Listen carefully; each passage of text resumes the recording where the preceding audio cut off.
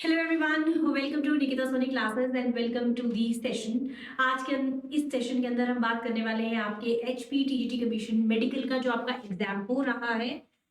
15th को हुआ है, 16th को हुआ है, अब जो है वो कल भी होने वाला है। सो आई वाज वेटिंग कि तीनों शिफ्ट अगर तीनों दिन के अगर आपके हो जाते हैं तो हम एग्जाम के एनालिसिस के बारे में थोड़ा ज्यादा अच्छे से बता पाएंगे।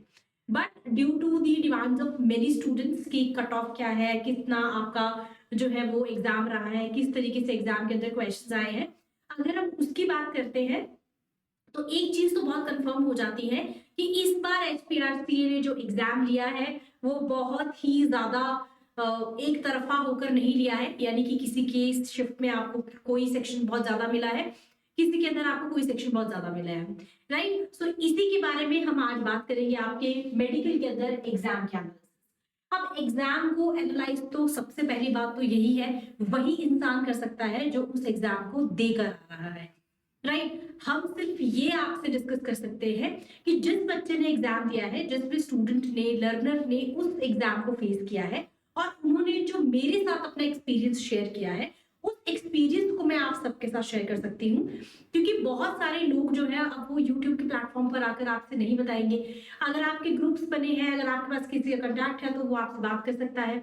लेकिन व्हाट इफ अगर आपको एक ही प्लेटफॉर्म चाहिए और ये जानने के लिए कि सबका पेपर कैसा हुआ है।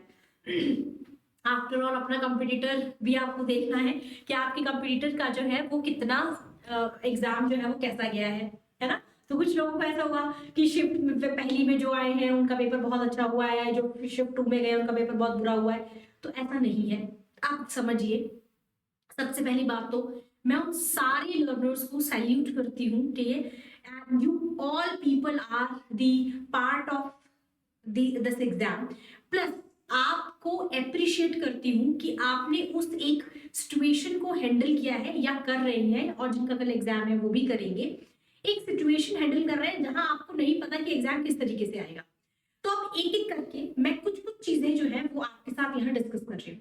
जैसे अगर हम एग्जाम एनालिसिस की बात करते हैं तो सबसे इंपॉर्टेंट चीज क्या थी कि शिफ्ट सबकी अलग अलग थी, अलग शिफ्ट थी, अलग चीजें थी, अलग तरीके से सवाल पूछे गए। पहला पॉइंट तो आपका यही है। दूसरा पॉइंट ये है कि किसी में आपकी प्लांट को बहुत ज्यादा हाइप कर दिया गया, अगर मैं बायो की बात करती हूँ।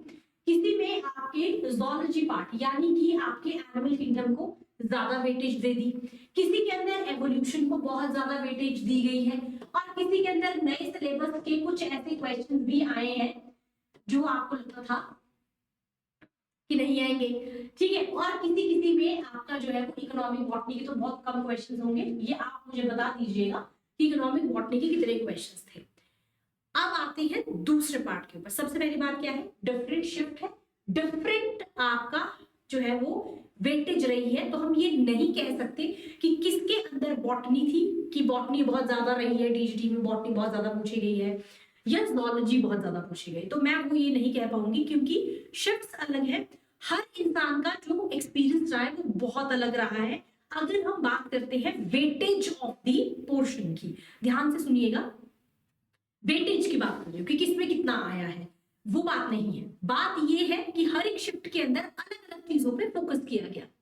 दूसरी जो चीज यहाँ पर रही है वो ये रही है कि वहां पर कोई सेक्शन नहीं था, है ना। जितना मुझे बताया गया है कि उसके अंदर सेक्शन नहीं थे। सेक्शन नहीं थे का मतलब क्या हुआ कि इंग्लिश, एक क्वेश्चन इंग्लिश का है तो दूसरा हिंदी का है, फिर आपका सीडीपी का है, फिर बायोलॉजी है, फिर केमिस्ट्री है, फिर रीजनिंग आ जाता है। तो क्या हुआ कि बहुत सारे जो लर्नर्स थे दे गॉट कंफ्यूज्ड कि कहां पर फोकस करें, ठीक है। अब किसी किसी को लगेगा कि पेपर जो था वो बेसिक था, ये था वो था, उस पे हम बाद में आएंगे।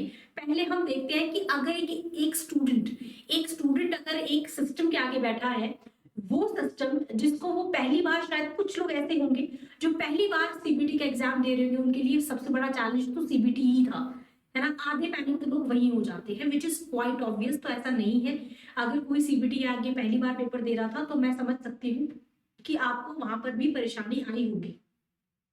दूसरा है कि जब पेपर देने बैठे तो वहां पर रूल्स रेगुलेशन इतने थे कि उससे पेपर में पहुंचने से पहले भी बहुत सारे लोग जो थे वो कंफ्यूज हो गए थे, क्या करना है क्या नहीं करना है, ये करना है, वो लेकर जाए, ये लेकर जाए या नहीं जाए। कहने को ये चीजें बहुत सिंपल होती है, लेकिन ये बहुत ज्यादा एक पैनिक और एंजाइटी आपके अंदर क्रिएट कर देती है अगर आप एग्जाम देने जा रहे हैं, राइट। उसके बाद let's talk about the pattern. तो हम पैटर्न की अगर बात करें तो पैटर्न हम ये नहीं कह सकते कि कितने क्वेश्चंस थे, तो आप ये भी नहीं एनालाइज कर पाओगे कि बायोलॉजी के 60 थे नहीं थे, हिंदी के 10 थे नहीं थे। आप नहीं बता पा रहे हैं कि उन 200 क्वेश्चंस के अंदर कौन सा क्वेश्चन कहाँ है और कौन सा क्वेश्चन कहाँ है, रीजनिंग के कितने हैं ये तो नहीं बता पाएंगे। फिर मुझे किसी ने कहा है, बहुत सारे स्टूडेंट्स हैं, उन्होंने कहा सीडीपी जो है वो थ्योरी नहीं है, वो एप्टीट्यूड के ऊपर ज्यादा है, यानी कि कुछ ऐसी चीजें जो देखकर आपको समझनी है और फिर उसका रिप्लाई आपको वहां पर करना है। अब देखिए, मैं तो एग्जाम देने नहीं गई थी, मेरे लिए या फिर उन लोगों के लिए, किसी के लिए भी ये कह पाना बहुत मुश्किल है कि एग्जाम जो था वो कैसा था। तो मैं तो ऑनेस्टली ये नहीं बता पाऊंगी कि एग्जाम कैसा था, क्योंकि वो आपको वो ज्यादा बेटर बताएंगे जो एग्जाम दे के आ रही है। मैं एक्सपीरियंस किसका, जो देकर पेपर आए हैं, उन्होंने जो मुझसे शेयर किया है वो यही शेयर किया है कि एग्जाम में हमें कंफ्यूजन हो गई, हमें ये नहीं समझ आ रहा था कि कौन सा पेपर कितना है।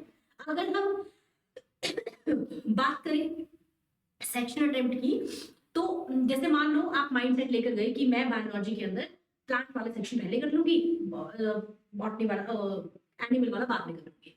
कुछ स्टूडेंट्स ऐसे थे जो ये सोच के गए कि फाइलम अगर हम नहीं भी करेंगे, 1-2 क्वेश्चन आएगा तो बाकी क्या आ जाएंगे, वहां से कर लेंगे। बड़ा सारा माइंडसेट था, बड़ी सारी चीजें थी, बट ऐसा हुआ नहीं, है ना।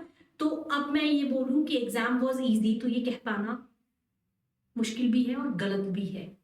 एग्जाम इजी नहीं था, एग्जाम कंसेप्चुअल था, ठीक है। तो अगर मेरी पॉइंट ऑफ व्यू से बात, मैं सिर्फ एक्सपीरियंस पे कह रही हूँ, आई एम सॉरी अगर मैं किसी की चीजों को जस्टिफाई ना कर पाऊँ, या मैं कोई एक ऐसी चीज बोल रही हूँ जो शायद आपने वो एक्सपीरियंस ना की हो। लेकिन ये मैं आप लोगों के साथ अग्री करती हूँ कि एग्जाम हॉल में बैठ के पेपर को देना उतना ही मुश्किल है जितना आसान ये कहना है कि पेपर इजी था, ठीक है। पेपर इजी था नहीं था ये तो स्टूडेंट जो है वो डिसाइड करेंगे, और हो सकता है किसी के लिए पेपर इजी हो, किसी के लिए मुश्किल हो, राइट। तो कैसे डिसाइड होगा, जिसने तैयारी कैसे की है। लेकिन एक चीज जो मुझे समझ आई है, जो मैंने सच में एनालाइज की है और मैं उसे एनालिसिस अपना मानूंगी, दैट वाज द कांसेप्ट। तो मुझे ऐसा लगता है कि जो आपका पेपर आया था it was totally conceptual plus basic, ठीक है। कंसेप्चुअल था, बेसिक था। अब जरा उन टॉपिक्स को देख लेते हैं जो मेरे साथ मेरे बहुत सारे स्टूडेंट्स ने जो है वो शेयर किए हैं। And I really want to thank all the learners जिन्होंने एग्जाम हॉल से निकलते ही मुझे फोन करके, मेरे साथ कंटैक्ट करके मुझे बताया है कि मैम ये चीज ऐसे ऐसे आई थी, ये टॉपिक्स आए थे, है ना। तो आई thank each and every one of you जिन्होंने मुझे अपना एक्सपीरियंस शेयर किया है। ये वीडियो आप लोगों के कंट्रीब्यूशन के बिना नहीं बन सकती थी। तो ये जो भी चीजें मैं बता रही हूँ ये सिर्फ वही बता रही हूँ जो आपने मुझे बताया है, तो इसमें मेरा कोई पार्ट नहीं है। तो देख लेते हैं कि कौन से टॉपिक्स जो थे वो आपको मोस्टली देखे गए हैं, जो मेरे पास टॉपिक्स आए हैं आज के 16 दिसंबर को। तो ये वन ऑफ माय लर्नर्स हैं जिन्होंने मुझे ये शेयर किया है, राइट। तो हितेंद्र ने मुझे ये शेयर किया है कि ये जो क्वेश्चंस थे वो आए हैं। थैंक यू आपके लिए हितेंद्र, बहुत बहुत थैंक यू कि आपने मुझे ये शेयर किया। एंड यहाँ से मैं आपको बता रही हूँ, उन्होंने मुझसे शेयर किया है कि किस तरीके से क्वेश्चंस आए, और भी स्टूडेंट्स हैं जिन्होंने शेयर किया है कि किस तरीके के टॉपिक्स आए हैं। तो जैसे कि एक क्वेश्चन आपको डायरेक्टनेस पे आया था, क्या आया था वो नहीं पता, ऑब्वियसली नहीं पता होगा, आई कैन अंडरस्टैंड। फिर है क्लासिफिकेशन टैक्सोनॉमी से क्वेश्चन था, लार्वा पे क्वेश्चन थे, ट्राइबोलियम और साइटोफाइलस इकोनॉमिक इंपॉर्टेंस पे क्वेश्चन था, एक्टोपैरासाइट में था, एनोफिलीज, ज़ीनोफाइसेला, फिशेस, एक्वाकल्चर से भी क्वेश्चन थे, क्रोमोसोमल थ्योरी पे क्वेश्चन था, डार्विनिज्म, लेमार्किज्म पे था, न्यूरॉन यानी कि न्यूरॉन का structure, sensory motor, fertilisation, sperm की एंट्री पे क्वेश्चन था, हेटेरोस्पोरी पे था, स्पॉन्जेस, रॉवोल्फिया और ऑसिमम यानी कि ये आपके मेडिसिनल प्लांट्स जो थे उन पे था, स्पोरोजेनेसिस प्लांट्स के अंदर, इकोलॉजिकल पिरामिड्स। ये कुछ ऐसे टॉपिक्स थे जो उन्हें याद थे और स्टूडेंट्स से मेरे साथ शेयर किया है। इसके अलावा अगर मैं आपको बताऊं तो किसी को लगा जेनेटिक्स में 2 या 3 क्वेश्चंस थे, किसी को लगा कि ऑर्गेनिक केमिस्ट्री ज्यादा थी, किसी को लगा फिजिकल ज्यादा थी, किसी को लगा इनऑर्गेनिक ज्यादा थी। तो आप मुझे बताइए कि आपके हिसाब से क्या लगता है कि कौन सा सब्जेक्ट का प्रोपोर्शन जो ज्यादा आया था। आप नहीं बता पाएंगे, कोई भी नहीं बता पाएगा। कुछ लोगों को तो पता ही नहीं है कि उनका पेपर कैसा हुआ है, विच इज क्वाइट ऑब्वियस। तो अगर आप लोगों को आपको ऐसी कोई फीलिंग आ रही है कि हमें पता ही नहीं है कि हमारा पेपर कैसा हुआ, दैट इज कंप्लीटली ओके। आप एग्जाम देकर आए हैं, हमारे लिए यहाँ बाहर बैठ के कहना बहुत आसान है, इसका आंसर ये होना था, आप ऐसा कर लेते। अगर आपको दिख रहा था कि एक क्वेश्चन के बाद दूसरा क्वेश्चन चेंज हो तो आप ऐसा कर लेते, ऐसा करना चाहिए था। अब वो हो गया है, राइट। और जिसने फील किया है उसको ज्यादा अच्छे से पता है ना। तो जो आप लोग पेपर देकर आए हैं, I appreciate you all, you all are qualified TGTs for me, ठीक है। बट एक चीज मैं यहाँ जरूर कहना चाहूंगी, मैंने कभी डे वन से ये नहीं कहा कि नए सिलेबस पे फोकस कीजिए, नए सिलेबस से आएगा। इनफैक्ट जब आपका सिलेबस भी नहीं आया था, जो भी लर्नर्स मेरे साथ जुड़े हैं, आई होप कि they will agree with me, कि मैंने डे वन से एक चीज आपसे कही थी कि पेपर बहुत बेसिक और बहुत ही कंसेप्चुअल होगा। ऐसा पेपर होगा कि जब आप क्वेश्चन पढ़ेंगे तो आपको लगेगा पढ़ा है, लेकिन जब ऑप्शन पे आएंगे तो आपको लगेगा याद ही नहीं आ रहा है। तो ऐसा कब होता है? जब हम बेसिक नहीं पढ़ते हैं, जब हमारा कंसेप्ट क्लियर नहीं होता है। अगर आपने कंसेप्ट पे ध्यान दिया होगा तो मैं श्योरिटी से कह सकती हूँ कि क्वेश्चन पेपर कैसा भी आया होगा मुझे नहीं पता, लेकिन अगर मैं टॉपिक्स को भी देखूं और इनसे जनरल भी अगर क्वेश्चन आए होंगे तो वो आप क्वेश्चन कर सकते थे अगर आपके कॉन्सेप्ट्स क्लियर होते हैं ना। तो बहुत सारे स्टूडेंट्स के कॉन्सेप्ट्स क्लियर भी थे, ऐसा नहीं है कि मैं ये कह रही हूँ कि आपके कॉन्सेप्ट्स क्लियर नहीं है। मैं ये कह रही हूँ कि paper was very basic. Basic मतलब मैकेनिज्म, जीन्स, बड़ी बड़ी चीजें नहीं पूछी गई थी। तो पहली स्टेटमेंट मैंने आपसे हमेशा कही है, पेपर बेसिक और कंसेप्चुअल आएगा। तो पेपर बेसिक और कंसेप्चुअल ही था, जितना कि मुझे सबने अपना एक्सपीरियंस शेयर किया है। दूसरी चीज मैंने आपसे कही थी, क्वेश्चन आपको स्टेटमेंटल आएंगे और स्टेटमेंटल में आपको इनकरेक्ट और करेक्ट चुनना है। इसमें से बहुत ज्यादा कंफ्यूजन होती है, क्वेश्चन पेपर को ध्यान से पढ़िएगा, क्वेश्चन को 2 से 3 बार पढ़िएगा। कई बार इनकरेक्ट करेक्ट में हम कंफ्यूज हो जाते हैं और हम वो उसको उस तरीके से नहीं समझ पाते, गलत करके आ जाते हैं। तीसरी चीज मैंने आपसे कही थी, एसर्शन और रीजन वाले क्वेश्चंस आपको आएंगे, ध्यान से कीजिएगा। और मैंने आपको ट्रिक भी बताई थी कि एसर्शन रीजन को अगर सॉल्व करना तो आपको उसको कैसे सॉल्व करना है। अब ये जितने टॉपिक्स हैं, हो सकता है ये आपको स्टेटमेंटल आए हो सकता है आपको एसर्शन रीजन आया हो। एक और चीज मैंने आपसे कही थी कि मैच द फॉलोइंग पे क्वेश्चंस आपको आएंगे। और अगर किसी ने ध्यान से मेरा सेशन सुना हो, कोई भी सेशन जो मैंने YouTube पे आपका लिया है, मैंने वहां एक चीज भी कही थी कि आपको जो साइंटिस्ट आएंगे वो ज्यादातर हो सकता है जेनेटिक्स से आए, जीन्स क्योंकि बहुत इंपॉर्टेंट, इसके साइंटिस्ट बहुत ज्यादा इंपॉर्टेंट। तो जीन्स के साइंटिस्ट भी आए हैं, उसमें साइंटिस्ट पूछा गया है कि इसका साइंटिस्ट कौन सा, और मैथ्स द फॉलोइंग में भी आए हैं। फिर मैंने आपसे कहा था कि कई बार ऐसा होता है कि अलग अलग तरह के सेल्स होते हैं और वो सेल्स कहाँ प्रेजेंट है, किस चीज को डिनोट करते हैं, ऐसा भी मैथ्स द फॉलोइंग। तो शायद किसी एक शिफ्ट में ऐसा क्वेश्चन भी आया है जहां पर एक तरफ सेल है और दूसरी तरफ उनकी लोकेशन या उनका यूजेस कुछ ऐसा दिया होगा। तो अभी एग्जाम लर्नर्स को नहीं एग्जैक्टली याद है कि वो किस तरीके का क्वेश्चन है, ना ही मैं आपसे कह रही हूँ कि प्रेशर डालिए, लेकिन अपना एक्सपीरियंस इस वीडियो के नीचे जरूर शेयर कीजिएगा कि आपका कैसा रहा है, ठीक है। और हो सकता है कि जो लाइव सेशंस हमने लिए थे उसमें से कुछ क्वेश्चंस आपको वहां देखने को मिले हो। अगर वहां क्वेश्चंस नहीं मिले होंगे तो आई एम श्योर कि आपको कंसेप्ट ने डेफिनेटली हेल्प की होगी।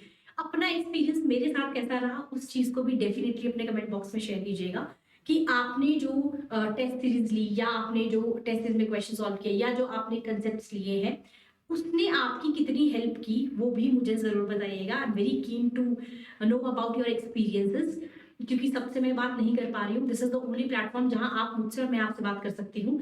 मैं आपसे वीडियो बनाकर बात कर सकती हूँ और आप मुझसे कमेंट सेक्शन के थ्रू बात कर सकते हैं। मैं चाहती हूँ कि आप लोग अपना एक्सपीरियंस जो है एक बार जरूर शेयर कीजिए अपने कमेंट बॉक्स के अंदर। ये आप ही का चैनल है और आप ही का कमेंट बॉक्स। तो अभी क्या एक्सपेक्ट करें कि पेपर कितना गया, और मेजरली जो अब ज्यादा फोकस रहेगा वो रहेगा कट ऑफ पे कि इसकी कट ऑफ कितनी जाएगी। तो देखिए पहली बात तो ये है, क्योंकि किसी को पता ही नहीं है उसका पेपर कैसा हुआ है तो आप नहीं बता सकते कट ऑफ कितनी गई है।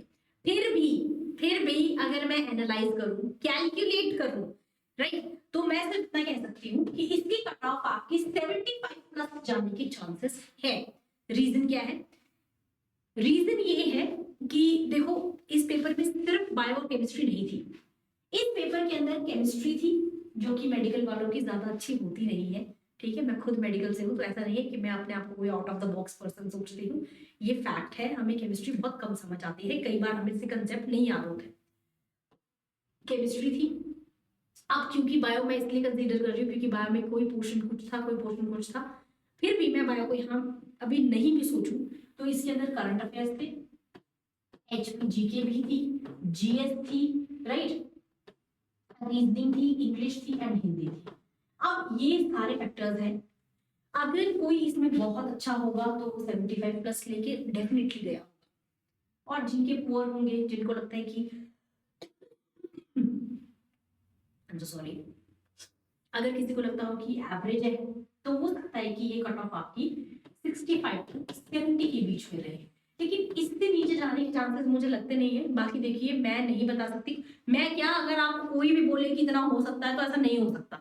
ठीक है, बी प्रैक्टिकल, तो मैं बहुत ही प्रैक्टिकल होकर वो चीज आपको बता रही हूँ, इसमें कोई वो नहीं है कि मैं कोई आपसे वो कर रही हूँ, मैं आपको सिर्फ एक जनरल पॉइंट ऑफ व्यू अपना बता रही हूँ and being a very practical mentor of all of you. मैं आपसे कह रही हूँ 65 से 70 के बीच में जा सकता है, सबकी एक जैसी रही है ना। अब वो कमेंट सेक्शन भी बता ही देगा, अगर आप कमेंट करेंगे, अपने एक्सपीरियंस शेयर करेंगे, तो शायद मैं आपको कट ऑफ बता पाऊँ कि कट ऑफ कितनी जाएगी। तो इसकी एक वीडियो मैं और भी बना दूंगी। अगर आपका कमेंट सेक्शन में सब मुझे कमेंट करते हैं और मुझे बताते हैं कि आपका ये पोर्शन कैसा रहा है, और ध्यान से एनालाइज करके अपने आप को आराम से सोच के बताइएगा कि आपने इनके क्वेश्चन कैसे किए और आपको कितने आते थे, राइट। फिर हम बता पाएंगे कि 65 या 75 प्लस रहेगी। तो अब मुझे इसमें से एवरेज निकालना है, तो मैं ये मान के चल रही हूँ कि अगर आपके 70 से 72 मार्क्स है, मतलब 70 प्लस है, तो आप सेफ हैं। 70 से नीचे है तो हो सकता है कि ना आए आपका नंबर। लेकिन देखिए, फिर से मैं आपकी चीज कह रही हूँ, मेरे लिए आप सब लोग टीजीटी हैं, मेरे लिए आप सब लोग विनर हैं, क्योंकि आप लोगों ने बहुत ज्यादा मेहनत की है। ये तो अब आप समझो, यहाँ पर तो ऐसा हो गया कि जो लकी था वो पहली शिफ्ट में चला गया, करके चला गया। जो चीजें आपको आती थी वो आपके पेपर में आ गई, तो बहुत अच्छी बात है। अब आप लोगों ने मेहनत बहुत ज्यादा की है, पर ऐसा नहीं होता है, एक जगह मेहनत की हुई हमेशा दूसरी जगह रंग जरूर लाती है। आपके पास केवीएस का पेपर है, आप केवीएस का पेपर निकाल सकते हैं। पीजीटी नेक्स्ट ईयर आएगा, पीजीटी कर सकते हैं, और भी आपके एग्जाम्स आएंगे, आप उनमें भी एनरोल कर सकते हैं। तो कोशिश कीजिएगा कि आप लगे रहें। और देखिए, ये एक ऐसी चीज है जहां पर स्टडीज जो है वो मेरा एक पर्सनल एक्सपीरियंस है। अगर ये आपको लगता है कि आपको वो नहीं दे रही है जो आप चाहते हैं, तो ये वो दे जाएगी जो उससे भी शायद बड़ी कोई चीज होगी, राइट। तो ऐसा नहीं है, एजुकेशन हमेशा पे ऑफ करती है, आज नहीं तो कल ये आपको जरूर पे ऑफ करेगा।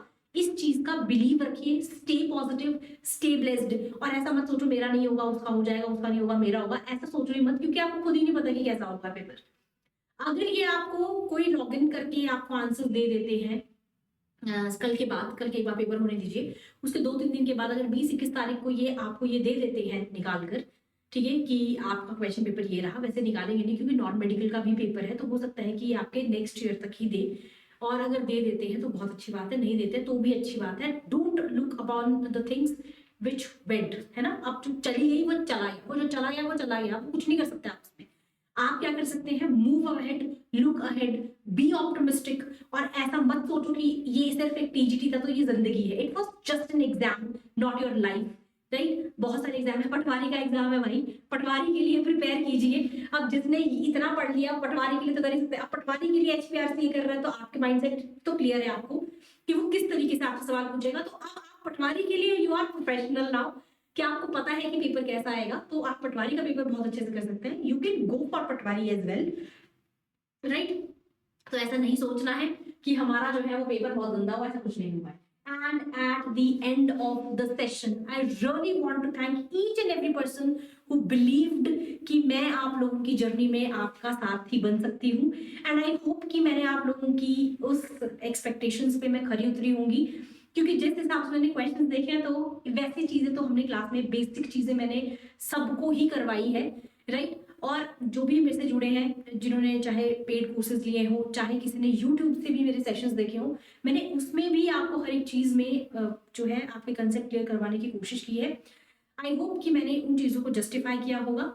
By believing this, I would like to say thank you to each and every person जो सेशन में आते हैं, जो मुझ पे बिलीव करते हैं, जो मुझे इतना ज्यादा सपोर्ट करते हैं। You people also motivate me. ये वीडियो आप लोगों की वजह से ही बनी है, वरना ये तो कभी नहीं बनती, राइट। तो मुझे ऐसा लगता है कि अगर आप लोगों को लगता है कि मेरी एनालिसिस से आपको कोई हेल्प मिल सकती है, तो डेफिनेटली रिलैक्स हो जाइए। कुछ भी ऐसा बहुत ज्यादा नहीं बिगड़ा है, जब तक रिजल्ट नहीं आया है डोंट गिव अप, अभी भी होप है। और होप जो है वो सारी चीजों की एक सबसे इंपॉर्टेंट जो आपका वो ऑब्जेक्टिव रहता है किसी भी एम को हासिल करने का, वो हमेशा आपकी होप रहती है। अगर होप नहीं होती कि मेरा हो जाएगा तो आप टीजीटी में एनरोल ही नहीं होते, आप फॉर्म ही नहीं भरते, राइट। तो आपकी एक्सपेक्टेशंस थी, आपको एक्सपेक्टेशंस भी नहीं बोल सकते, आपको होप थी, उम्मीद जो होती है ना वो कुछ भी करवा सकती है। और तो केवीएस का पेपर 10-12 दिन के बाद, अभी 11 से जनवरी से शुरू हुआ पेपर, 13 को भी है किसी किसी का, आप उसके लिए भी जो है वो आगे तैयारी कर सकते हैं, राइट। तो पढ़ना मत छोड़िए, and I am always with you. अगर आपको किसी भी तरह की कोई भी हेल्प चाहिए स्टडी से रिलेटेड तो I am always there. KVS का पीजीटी है, वहां भी बायो आपको काम आएगी, तो जिन्होंने बायो पढ़ी हुई है उनके लिए तो ये जो चीजें हमने आपको करवाई है वो कहीं ना कहीं आपको हर जगह हेल्प करेगी। कॉन्सेप्ट्स जो होते हैं वो हमेशा हेल्प करते हैं। और एक और चीज मैं हमेशा से एक चीज कहती हूँ, कॉन्सेप्ट आपका बिल्डिंग ब्लॉक है। अगर वो बिल्डिंग ब्लॉक स्ट्रॉन्ग नहीं होगा तो चाहे कितना ही बड़ा पेपर क्यों ना आ जाए, कितना ही छोटा पेपर क्यों ना आ जाए, आप उसे नहीं क्रैक कर सकते। तो आज के बाद कोई भी चीज पढ़ो, जब तक कॉन्सेप्ट क्लियर ना हो उस टॉपिक को छोड़ना मत, राइट। तो अब जब लास्ट कल एग्जाम होगा उसके बाद फिर से मिलेंगे, आपकी कमेंट्स डिसाइड करेंगे कि मैं कट ऑफ कितना बना पाऊँ। आप मुझे जरूर बताइएगा अपना experience, right. I am waiting for your experiences, आप शेयर कीजिए मेरे साथ। आज के लिए इतना ही, बाकी हम करेंगे नेक्स्ट सेशन के अंदर। तब तक के लिए bye bye everyone, thank you, bye, जय हिंद।